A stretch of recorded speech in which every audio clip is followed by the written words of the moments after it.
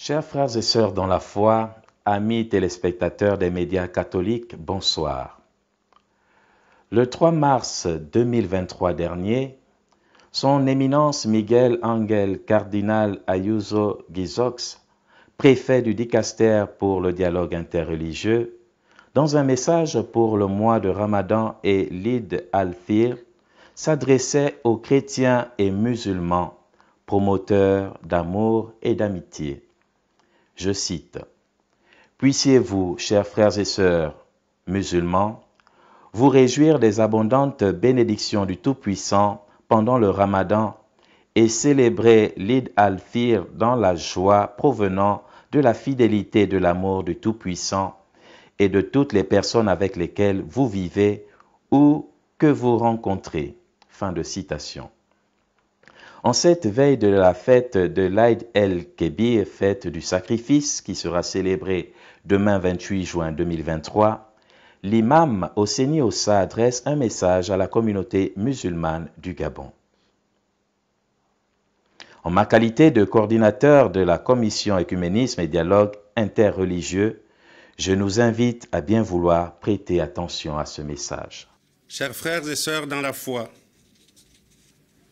en cette nuit de l'Aïd el-Kébir, nous remercions Allah pour ses grâces immenses et perpétuelles, dont ce souffle de vie qui nous amène vers la commémoration d'un événement majeur dans l'histoire de notre religion, l'événement du sacrifice d'Ibrahim, paix soit sur lui, et de son fils Ismaïl, que Dieu soit satisfait de lui également.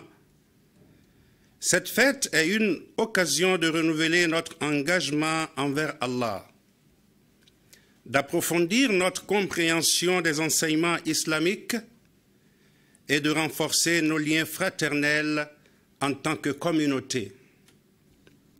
L'Aïd el-Kébir, également connu sous le nom de l'Aïd al-Adha, est une célébration dont la lettre nous invite à commémorer l'obéissance d'Abraham à l'ordre d'Allah de sacrifier son fils unique à l'époque et bien-aimé, en sacrifiant à notre tour une offrande qui nous servira ici-bas de repas pendant les jours festifs consacrés, à partager en famille ou en communauté et dans l'au-delà de monture et de sources d'expiation et d'élévation. Ce rite est une institution divine que révèle le deuxième verset du chapitre 108 du Coran intitulé « L'abondance ». Je cite, « Accomplis la prière pour ton Seigneur et sacrifie ». Fin de citation. Dans ce verset, Dieu ordonne à son bien-aimé, le prophète Mohammed, paix et bénédiction de Dieu sur lui, d'accomplir la prière de la fête des sacrifices et de procéder au sacrifice d'une bête. Aussi, nous dit-il, dans le verset 36 du 22e chapitre intitulé « Le pèlerinage », nous vous avons désigné de votre cheptel les camélidés qui figurent en bonne place parmi les animaux destinés au rite sacrificiel. Il y a en eux pour vous un bien. Prononcez donc sur eux le nom de Dieu au moment où vous les mettez dans la position de l'immolation. Le prophète Mohammed, paix et bénédiction de Dieu sur lui, a encouragé les musulmans à accomplir cet acte rituel, tout en soulignant dans d'autres citations l'importance de la générosité et du partage qui en découle. Je cite, « L'acte du fils d'Adam, le plus aimé par Allah, le jour de l'Aïd, est le sacrifice d'une offrande. » Fin de citation. Ces références coraniques et prophétiques nous rappellent que l'Aïd el-Kébir ne se limite pas à un simple rituel, mais qu'il a également une dimension sociale et humanitaire. Le sacrifice d'un animal est une occasion de partager avec les nécessiteux, de renforcer les liens familiaux et de manifester notre compassion envers les autres. Cependant, au-delà de cet acte physique, au-delà de cette immolation qui représente la lettre de l'Aïd el-Adha, il y a l'esprit de cette commémoration qui contient des leçons profondes que nous devons comprendre et appliquer dans notre vie quotidienne. En effet, chers frères et sœurs dans la foi, l'Aïd el-Kabir est une fête qui incarne tout à la fois l'esprit d'obéissance, de sacrifice, de fraternité et de cohésion. Il est essentiel de rappeler que ces valeurs doivent transcender nos différences. L'unité et la solidarité sont des piliers de notre religion et nous devons les cultiver en toutes circonstances. L'Aïd el-Kabir nous offre l'opportunité de réaffirmer notre fraternité et de renouveler nos liens. Profitons de cette journée bénie pour tendre la main à ceux avec qui nous avons des désaccords à tous les niveaux, qu'ils soient familiales, communautaires, professionnels, pour engager des dialogues constructifs et pour chercher des solutions pacifiques. Rappelez-vous que le prophète Mohammed, paix et bénédiction de Dieu sur lui, a dit, je cite, « Celui qui fait la paix entre les gens, Allah lui ouvrira les portes du paradis. » Fin de citation. L'auteur d'un livre intitulé « Ainsi m'a enseigné la vie » a écrit, je cite, « Si le cœur des musulmans proclamait la grandeur d'Allah, telle que la proclame leur langue, ils changeraient le cours de l'histoire. Si les musulmans s'assemblaient au quotidien pour la bonne cause, tels qu'ils s'assemblent lors des grandes prières des deux fêtes, ils vaincraient les hordes de Satan, leur ennemi juré. Si les cœurs des musulmans se serraient constamment, comme se serrent leurs mains, ils élimineraient facilement les facteurs de division. Si leurs âmes se souriaient à l'instar de leurs lèvres, ils cohabiteraient tout en étant sur terre avec le peuple céleste. Et s'ils se paraient de la morale la plus complète, à l'image de leur beauté vestimentaire, ils formeraient la plus belle communauté vivant sur terre. Fin de citation. À l'occasion de cette fête de l'Aïd, je nous exhorte donc à cultiver la bienveillance, la tolérance et le respect mutuel.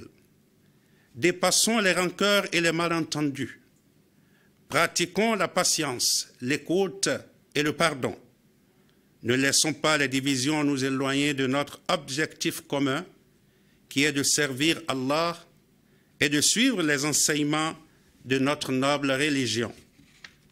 Chers frères et sœurs dans la foi, rappelons-nous que nous sommes une communauté unie par notre foi en Allah.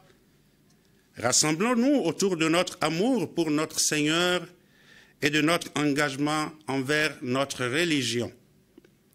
Allah dit dans le Coran, dans la sourate 49 intitulée Al-Hujurat, au verset 10, je cite, « Les croyants ne sont que des frères. Établissez la concorde entre vos frères et craignez Allah afin qu'on vous fasse miséricorde. » Fin de citation.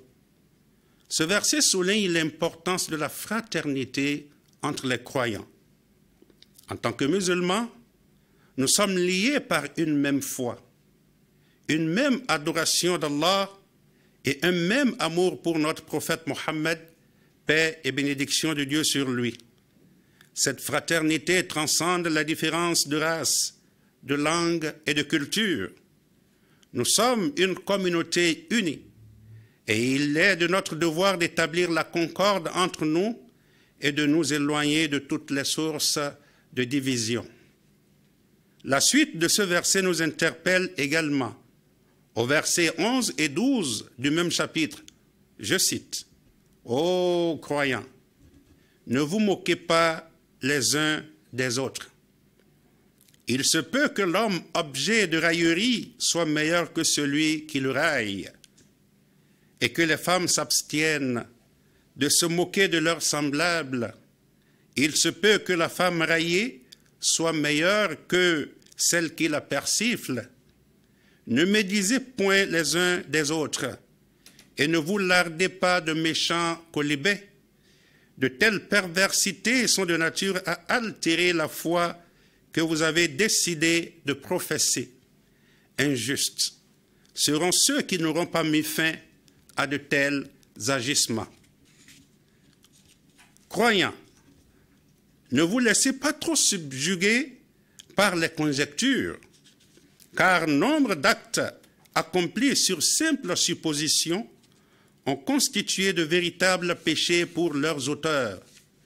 Ne vous espionnez pas les uns les autres. Ne vous livrez pas à des commérages les uns contre les autres. L'un de vous aimerait-il se repaître de la chair prélevée sur le cadavre de son frère mort? Non, certainement pas. Vous en aurez horreur. L'idée même vous inspire un haut le cœur. Ainsi en est-il de celui qui traîne son prochain dans la boue. Craignez alors Dieu. Allah est cependant toujours enclin à pardonner. Il est tout miséricordieux. Fin de citation. Ces deux versets nous rappellent la nécessité, voire l'injonction divine de l'interdiction de calomnier son frère, de médire et de mentir sciemment contre lui. Dieu a ses actes en horreur et nous demande de nous en éloigner pour le salut de notre âme. À la poursuite, au verset 13 du même chapitre, je cite, « Ô homme, nous vous avons créé d'un mâle et d'une femelle, et nous avons fait de vous des nations et des tribus pour que vous vous entreconnaissiez. Le plus noble d'entre vous auprès d'Allah est le plus pieux. Allah est certes omniscient et grand connaisseur. » Fin de citation. Dans ce verset, Dieu nous montre que tous les hommes sont des frères. Ils ont le même père et la même mère, Adam et Ève. Aussi, un homme ne doit-il pas se sentir supérieur à un autre, ni lui faire du mal ou le rabaisser. Dieu a fait des êtres humains, des nations et des tribus pour qu'ils fassent connaissance. Personne n'est supérieur à un autre si ce n'est par la piété. Le plus pieux est le plus digne auprès de Dieu et le plus considéré. Ni les biens, ni le lignage, ni le privilège n'ont de valeur dans la balance de Dieu. Seule la piété, la bonne conduite, la pureté du cœur, la crainte de Dieu, l'amour sincère des gens et le bon conseil qui leur est prodigué ont de la valeur.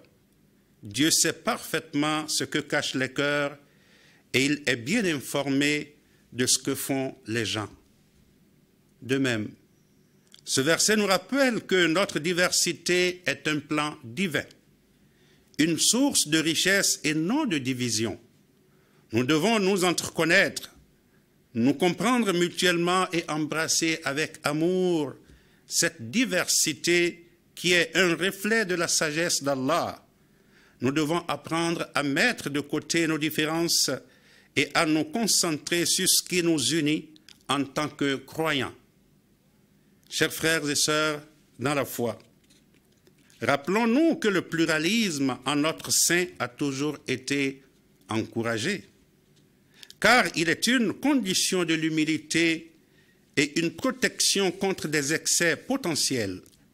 L'islam confirme cet enseignement transversal en synthétisant les deux dimensions. Allah dit dans le 11e chapitre du Coran intitulé Hud, au verset 118, je cite, « Si Dieu l'avait voulu, il aurait fait de tous les hommes une seule et unique communauté. Or, les hommes se complaisent à s'opposer dans des querelles sempiternelles. » Fin de citation. Ce verset trouve ailleurs dans le Coran la révélation de l'essence et de la finalité de cette diversité.